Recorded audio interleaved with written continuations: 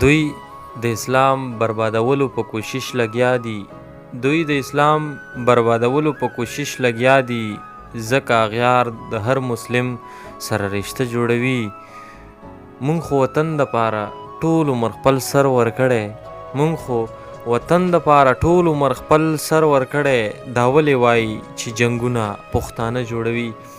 سلامونه او نیکې هیلې احترامات مې ومنئ. ګرانو ملګرو، ستاسو ورور واحد افریدی په ډېره موده پس یو نوي پروګرام سره پټ لالونه. ګرانو ملګرو، پټ لالونه مو نن راوړي دي د کراچۍ په ښار کې راغلي یو. ګرانو ملګرو، اصغر خاکي صاحب ته چې ستاسو دپاره تېنه خوندوره شاعري ریکارډ کړو. ټولو نه اول خو چې د خاکي صاحب ژوند وپوښتو چې ژوند دې څنګه تېرېږي. راځئ ملګرو، بیا به ترنه شاعري اورو. سلامونه مې ومنئ خاکي صاحب. وعلیکم السلام. خاکي صاحب دا راته ووایه چې ژوند مو څنګه تېرېږي او شاعري د کم وخت نه کوو؟ الحمدلله وخت خو ژوند خو ډېر ښه تېرېږي او شاعري د 2004 نه کوم. دا راته ووایه چې د کمې سیمې سره کم کلي سره تعلق لرو؟ ضلع کوارډ د کلي نوم دشرخیل دی، زه هغې سره تعلق لرم. مننه. او په خپل شاعري لکه شاعري مو د چا سره اصلاح کړې ده؟ زیاتر شاعري خو ما چې د نوروز ساده صاحب سره اصلاح کړې دی. هغه چې کومه غزل لیکلي دی هغه سره ما د هغې اصلاح کړې دی او هغه ما اصلاح کړې. دا راته زیات کر په شاعرانو کې د چا شاعري د چا لیک ته ډېر خوښېږي؟ رحمان بابا. راځئ ملګرو چې اوس ترنه شعرونه واورو چې خاکي صاحب نن موږ ته په پټ لالونه کې څه راوړي دي. خاکي صاحب دا راته ووایه چې موږ ته مو په پټ لالونه کې څه راوړي دي نن؟ یو غزل به دا د غزل نه وړاندې به یو څو شعرونه وایم. ارشاد.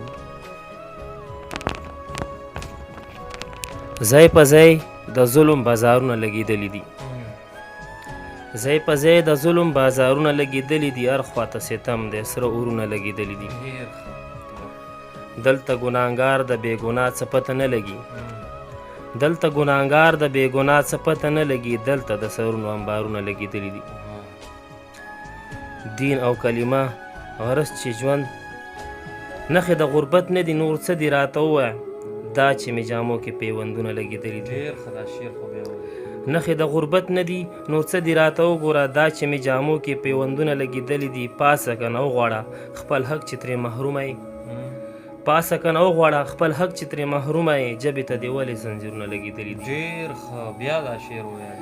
پاسه که نه وغواړه خپل حق چې ترې محرومه یې، ژبې ته دې ولې زنځیرونه لګېدلي دي. غزل دی.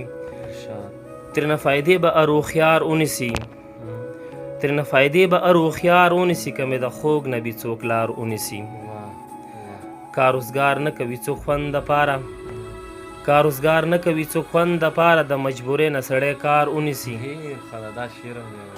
کاروزګار نه کوي څوک خوند دپاره، د مجبورۍ نه سړی کار ونیسي. چې ښکلی مخ مې د جانان ووینم، چې ښکلی مخ مې د جانان ووینم، ناقرار زړه مې بیا قرار ونیسي. ذلیل به وي په آخرت او دنیا، ذلیل به وي په آخرت او دنیا، څوک چې ګریوان د مور او پلار ونیسي. یتیم چې ګورم په ژړا شم ورله، یتیم چې ګورم په ژړا شم ورله، اوښکې په مخ زما کتار ونیسي. هغه چې کور کې د بچو نه تنګ شي، هغه چې کور کې د بچو نه تنګ شي، چېرته یو کونج بیا د مزار ونیسي. الفت کوونکی دې هر کله راځي، الفت کوونکی دې هر کله راځي، د نفرتوان دې نیغه لار ونیسي. اصغر بیخي ترې ناامیده نه یم، اصغر بیخي ترې ناامیده نه یم، وروج یو ورځ به مې اشعار ونیسي. ډېره مننه. که غواړئ چې یو بل غزل تاسو انتخابي غزل وي نو هغه هم مینوالو سره شریک کړه. ډېره مننه.